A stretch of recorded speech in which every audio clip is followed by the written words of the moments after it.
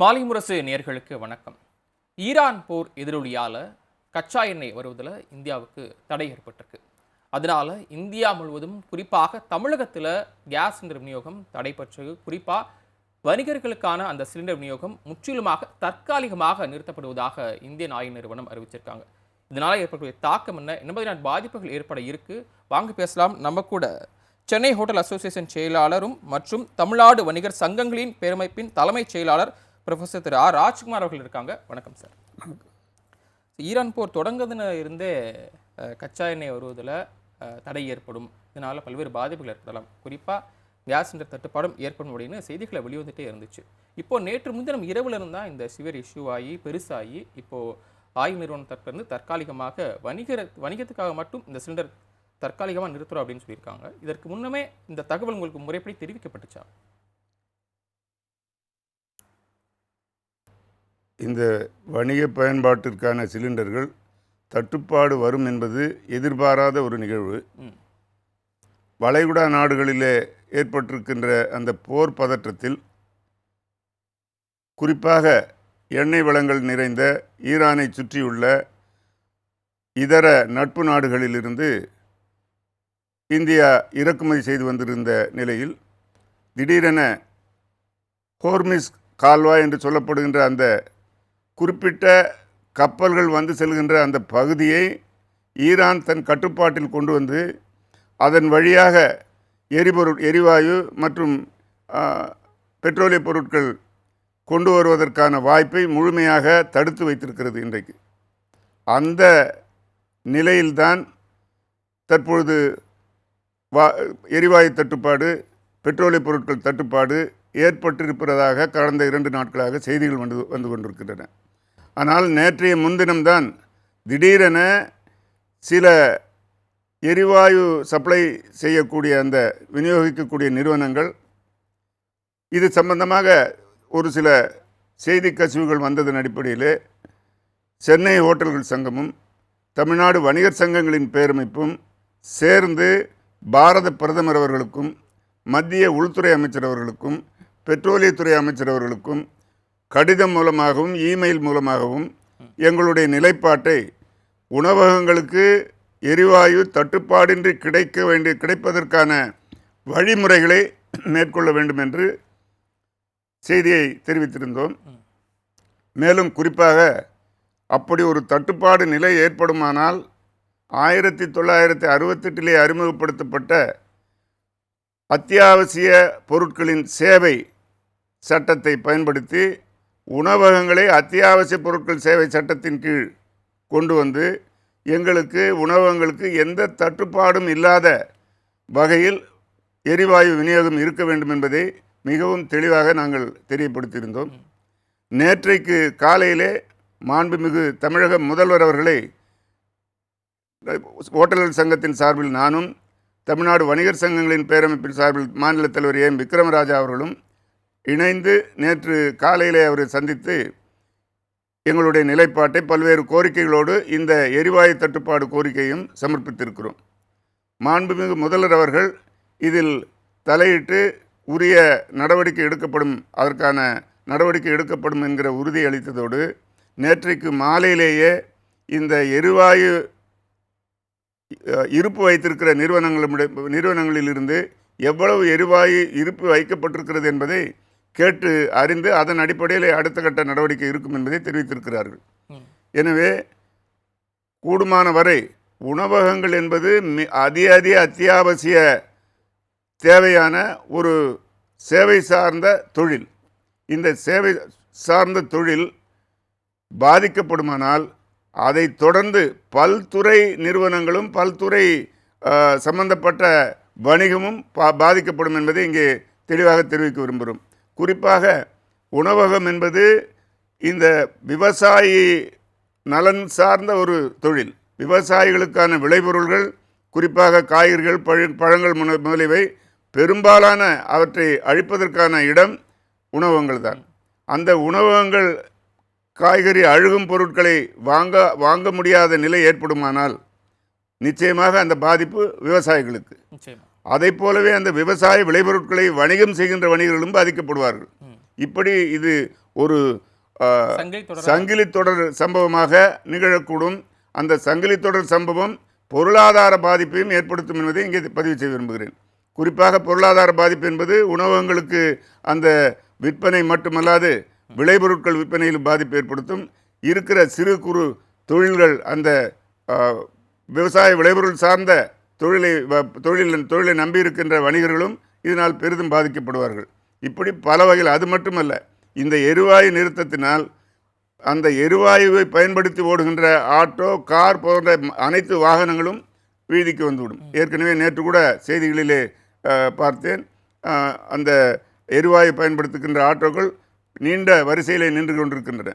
இந்த சூழல் ஏற்படுமானால் இது நம்முடைய இந்திய வணிகத்தை சார்ந்தது மட்டுமல்ல, இது ஒரு உலகளாவிய பிரச்சனை என்பதே இங்கே கண்கூடாக தெரிகிறது. ஆக இது தேவையோ தேவையில்லையோ நமக்கு தெரியவில்லை. இந்த போர் தொடுக்கப்பட்டிருக்கிறது. இஸ்ரேல் ஈரானுக்கான இந்த போர் உலகளாவிய அளவில் ஒரு பெரும் பாதிப்பை ஏற்படுத்தியிருக்கிறது என்பது நிதர்சனமான உண்மை. இதிலிருந்து வெளிவர வேண்டுமானால் உரிய தொடர்ந்து துரிதமாக இந்த போரை முடிவுக்கு கொண்டு வந்து எரிவாயு விநியோகம் தடைபடாத அளவு, பெட்ரோலிய பொருட்கள் விநியோகம் தடைபடாத அளவு கொண்டு சென்றால் மட்டும்தான் இதிலிருந்து வெளிவர முடியும் என்பது எங்களுடைய கருத்து. தட்டுப்பாடு இருக்கிறது தெரிஞ்சு போச்சு. இன்னொரு விஷயம் என்னென்னா, மக்களை விட, சாதாரண மக்களை விட வணிகர் சங்கங்களை சார்ந்தவங்களை தான் எரிவாயு நிறுவனங்களுடைய ஒரு நெருக்கமான தொடர்பாக இருப்பீங்க. அவங்ககிட்ட இப்போ தெரிவித்தப்போ இவ்வளவு தான் எரிபொருள் இருக்குது அப்படின்னு தகவல் சொல்லியிருக்காங்க.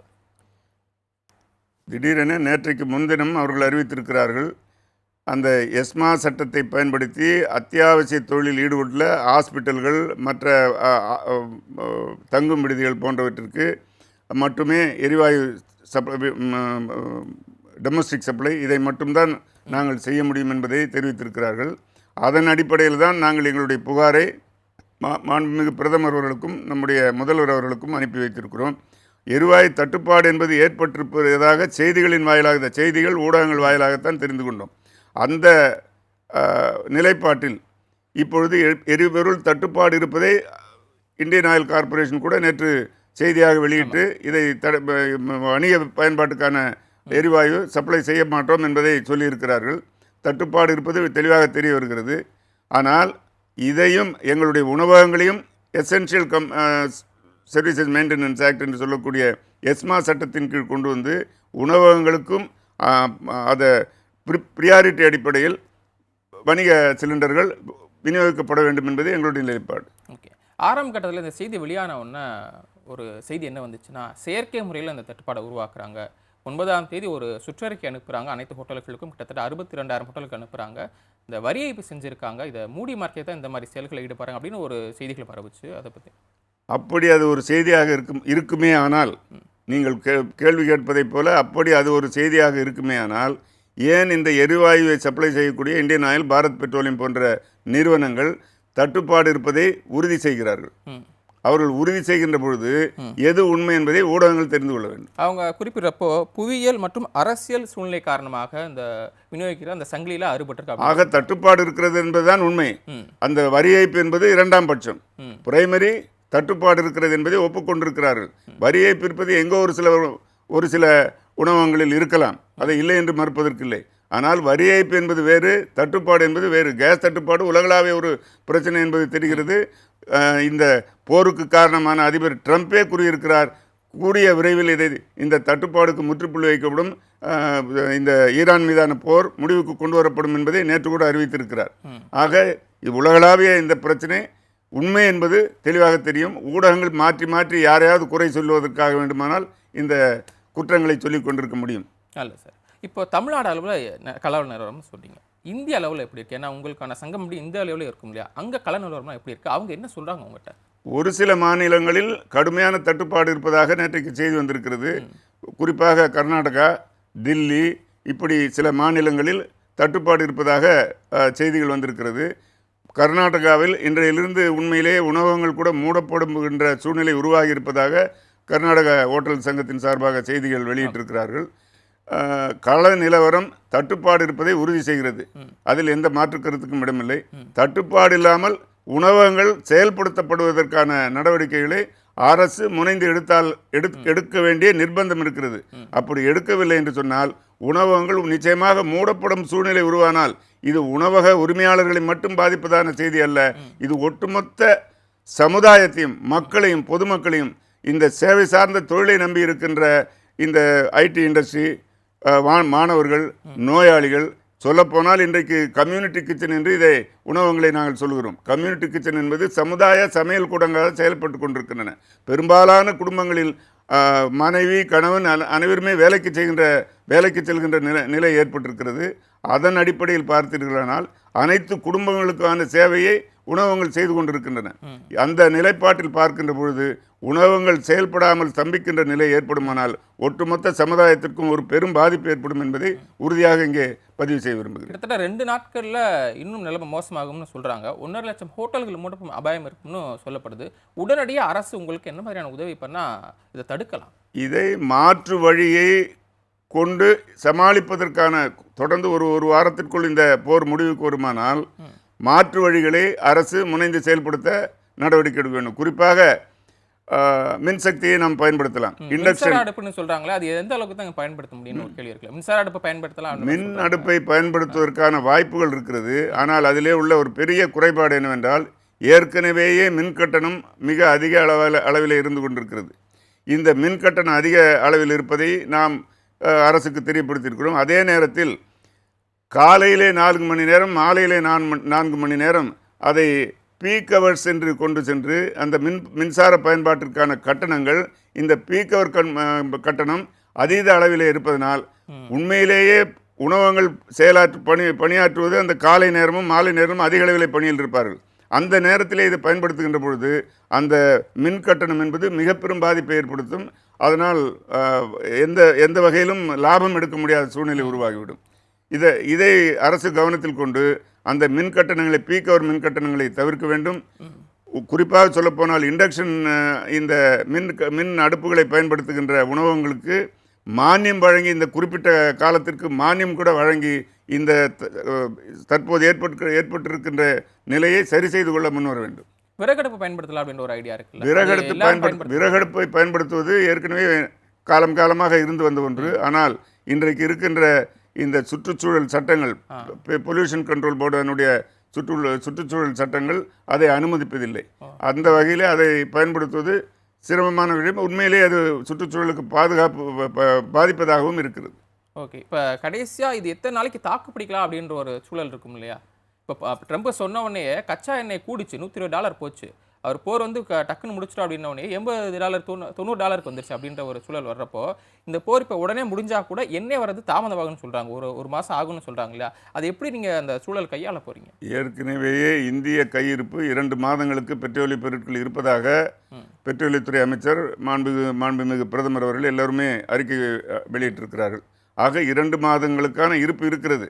இந்த போர் ஒரு வாரம் 10 நாட்களுக்குள்ளே முடியுமானால் பெரிய பாதிப்பு ஏற்படுவதற்கான வாய்ப்பு இல்லை என்றாலும் சப்ளை செயின், அந்த விநியோக சங்கிலி துண்டிக்கப்படுமானால் நிச்சயமாக இது ஒரு பாதிப்பை இந்த 10 நாட்களுக்கு ஏற்படுத்தும். அந்த பாதிப்பு ஏற்படுத்தாத வகையிலே அரசுகள், மாநில மத்திய அரசுகள் முனைந்து தீர்வு காண வேண்டும் என்பது எங்களுடைய கோரிக்கை. நல்ல சார், நிகழ்ச்சி பங்கேற்றுக்கொண்டு இதனால் இருக்கக்கூடிய பாதிப்பு, அதே நேரத்தில் உங்கள் தரப்பிலிருந்து அரசியல் இருக்கக்கூடிய கோரிக்கையும் மாலை முரசு தொலைக்காட்சி வாயிலாக முன்வைச்சிங்க. ரொம்ப நன்றி சார். நன்றி. நேர்களை மற்றும் ஒரு நிகழ்ச்சி சந்திக்கலாம். நன்றி, வணக்கம்.